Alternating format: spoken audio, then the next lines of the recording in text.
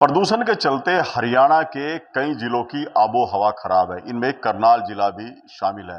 क्या कुछ स्थिति एयर क्वालिटी की है हमारे साथ और प्रदूषण नियंत्रण विभाग के एक्सीएन एस के अरोड़ा हमारे साथ हैं, उनसे जान लेते हैं। अभी सर क्या कुछ स्थिति चल रही है जिस तरह से पोल्यूशन को लेकर ज्यादा शिकायतें सामने आ रही करनाल की आज की 1 बजे की अभी हमारी एक के हुआ है 238 है। और जो आसपास के ज़िले हैं पानीपत, सोनीपत, कुरुक्षेत्र, उनसे हमारी कंपैरेटिवली बहुत बढ़िया है एयर क्वालिटी। रेगुलरली यहाँ पर कार्य किया जा रहा है डिपार्टमेंट्स के द्वारा। एमसी के टैंकर्स लगे हुए हैं, night sweeping machine, mechanical sweeping machine चली हुई है, एचएसआईडीसी भी टैंकर्स लगा रखे हैं। जो हमारे कंस्ट्रक्शन प्रोजेक्ट्स हैं उनमें स्मोक गन्स और स्प्रिंकलर्स रेगुलर चल रहे हैं। स्वीपिंग का भी काम पूरे जोर शोर से है और टीम्स भी उतरवा दी हैं। हमारे पोल्यूशन कंट्रोल बोर्ड के एसडीओ और जेई साहब है, उनकी टीम भी निकली हुई है मॉनिटरिंग के लिए। अभी पीछे एक जगह हमने कचरा पाया सेक्टर 5 में, तो उसके लिए हमने कंसर्न म्यूनिसिपल कॉरपोरेशन को और हुडा को नोटिस भी दिया है, जिसमें पेनल्टी का भी हमने प्रोविज़न किया है। और एनएचआई को भी हमने अभी आज नोटिस देने जा रहे हैं, उनका जहाँ जहाँ सॉलिड वेस्ट कहीं करा हुआ है स्वीपिंग की वजह से, ताकि डस्ट ना उड़े, उसको कंट्रोल करने के लिए। और पुलिस डिपार्टमेंट से भी अभी हम आज एएसपी साहब से, सोनू नरवाल जी से मिल के आए हैं, मैं और मेरे एसटीओ भी जस्ट थोड़ी देर पहले। तो उनको भी हमने कहा है कि थोड़ा सा इसको मॉनिटर करो, थोड़ा स्ट्रिक्ट करो अपना। जो भी ऐसा व्हीकल है जो विजिबल पॉल्यूटेड है उसके ऊपर चालान हो, और थोड़ी टीम मैदान में ज़रा उतरे, और थोड़ा जो डीजल के जो पुराने व्हीकल्स हैं उनका भी थोड़ा सा आप स्ट्रिक्ट एक्शन लीजिए। और जीएम रोडवेज से भी हमारी बात हुई थी, उन्होंने पहले से ही डायरेक्शन इशू कर दिए हैं कि दिल्ली के अंदर हरियाणा से जो बसेस जा रही हैं करनाल ज़िले से, वो BS6 की हैं, BS4 की नहीं है, जो कि 1 नवंबर 2023 से बैन थी। अब हम BS6 ही जाएंगी, जो डायरेक्शन है CA की उसके अनुरूप। और जो आरटीए डिपार्टमेंट है वो भी रेगुलर मॉनिटरिंग कह दिया गया है, उनसे भी हम डेली रिपोर्ट ले रहे हैं, कितने पेट्रोल के कितने डीजल के व्हीकल्स हैं, कितनों का उन्होंने चालान किया, उनको भी हमने डेटा के लिए किया।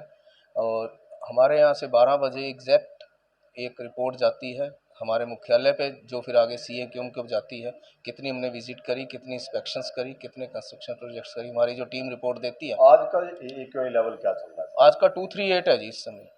तो अभी क्या कारण है कि AQI लेवल जो है वो नॉर्मल रेंज में क्यों नहीं आ पा रहा? कहाँ कमी है? क्योंकि हम देखते हैं कि कई जगह जो है कचरा जो अभी भी जलाया जा रहा है, हाईवे पर कई स्थानों पर आग लगी रहती है। इसकी मॉनिटरिंग क्यों नहीं हो पा रही? ऐसा है जी, पोल्यूशन कंट्रोल बोर्ड की जो, जैसे हमने बताया, एसडी और जेई हैं, 2 ऑफिसर्स हैं, बीच में मैं भी निकलता हूँ, तो जो भी कभी कहीं पाया जाएगा तो हम तो एक्शन लेते हैं। उसके अलावा पीछे से कंसर्न डिपार्टमेंट्स को भी कहा है उनकी अपनी टीमें बनाओ, और जो भी होता है उसके ऊपर, अगर कोई कचरा जलाता है तो उसके ऊपर चालान करो, कार्रवाई करो उसकी, और उसकी रिपोर्टिंग आप हमें दीजिए, जिसमें सारे डिपार्टमेंट है, एमसी है। और अभी ग्रैप 4 लागू हो गया है, उसके अंदर सभी डिपार्टमेंट्स को हमने डायरेक्शन इशू कर दी है, और ग्रैप 4 की कॉपी भी हमने उनको दे दी है कि कोई भी कंस्ट्रक्शन एक्टिविटी जो लीनियर प्रोजेक्ट्स है वो भी सब बैन कर दिए।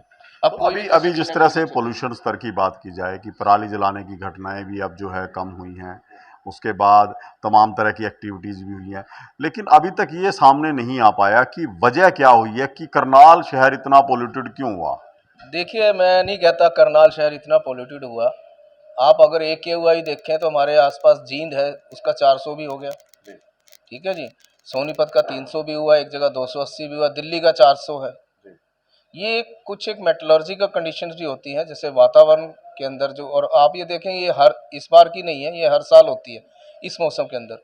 अब 15 अक्टूबर से लेकर ये दिवाली एंड तक, नवंबर तक ये रहता है थोड़ा, जिसे हम कहते हैं कि जो हवा के अंदर एक एक तो विंड वेलोसिटी कम हो जाती है, जिसकी वजह से जो पार्टिकल होते हैं वो सप्रेस नहीं हो पाते, तो उसकी वजह से स्मोक बन जाता है, तो वो, और उसमें जो फाइन पार्टिकल है वो हवा में रहते हैं, और जो डाटा है उसको कैप्चर कर लेता है, फिर वो रिकॉर्ड में आ जाते हैं। तो उम्मीद वो कब शो तक कर करें कि कब तक स्थिति जो है सामान्य हो जाएगी?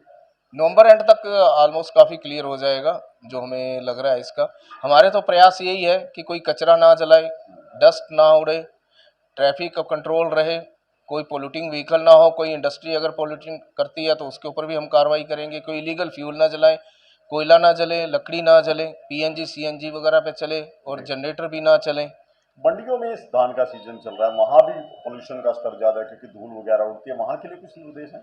मंडियों के लिए हमने मार्केटिंग बोर्ड को भी डायरेक्शन दे रखी है कि आप अपना जहाँ भी आपके एरिया में कहीं ऐसी डस्ट उड़ती है या कुछ होती है अगर तो आप उसको कंट्रोल करें। उसके लिए आप टैंकर से छिड़काव करें, छिड़काव और स्प्रे करें, लोगों को लगा के हाथ से भी पाइप से भी स्प्रे कर सकते हैं। और जितनी भी सड़कें हैं उनके ऊपर भी छिड़काव के लिए कहा है, चाहे वो मार्केटिंग बोर्ड की हो, हुड्डा की हो, PWD-B&R की हो या किसी और भी डिपार्टमेंट की हो। इन निर्देशों पर कितना काम हो रहा है, धरातल पर कितना काम, कितने प्रतिशत आप देखते हैं कि ये जो विभाग जिनको आपने निर्देशित किया था उन्होंने कितने प्रतिशत काम किया है? देखिए प्रतिशत तो मैं कैसे कहूँगा किसने किया, परंतु हमारी जब टीम निकलती है अगर कोई कार्रवाई होती है तो चाहे कोई डिपार्टमेंट की भी कमी है तो हम उनको नोटिस जरूर देते हैं और उन पर कार्रवाई करते हैं। तो बिल्कुल देखिए, पोल्यूशन के स्तर को ठीक करने के लिए तमाम प्रयास जो है प्रदूषण नियंत्रण विभाग कर रहा है। सभी महकमों को निर्देश भी दिए गए हैं कि किस तरह से वो गाइडलाइन का पालन करें ताकि जो स्तर बढ़ा हुआ है उसको कम किया जा सके। करनाल से महेंद्र सिंह, इंडिया न्यूज हरियाणा।